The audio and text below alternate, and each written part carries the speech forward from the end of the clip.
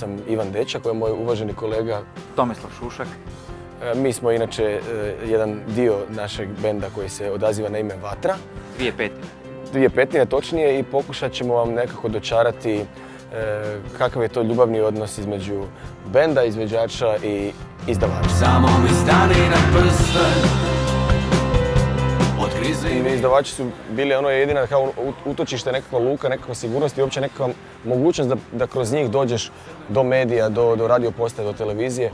Tako da smo krenuli od malena, ja sam imao 18 i nekako zapravo ih stvarno doživljavam čitavo to vrijeme kao svoju obitelj. Znam te ljude i privatno, u međuvremenu odlazimo zajedno na roštilje i po CD-e kad su štampani.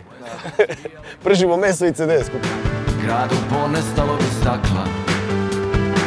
Ja sam se krenuo baviti glazbom negdje ozbiljnije oko 2005. i isto, mislim, to je pred 10 godina što zapravo i nije tako davno i diskograf ti je bio neminovan da bi zapravo išta mogao napraviti, osobito kad si golobradi klinac i nemaš pojma kud kako, znaš baneš na radio s CD-om kao ajde vrti nas.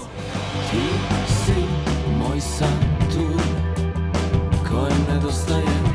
Naša izdavačka kuća Dallas Records, s kojima smo u ljubavnoj simbiozi već dug niz godina i nekako si pašemo i zajedno smo stvorili već naše, dobro, oni su sudjelovali na radu 6 albuma, imamo 7 djece, ove 6 smo ostvarili u simbiozi s Dallasom.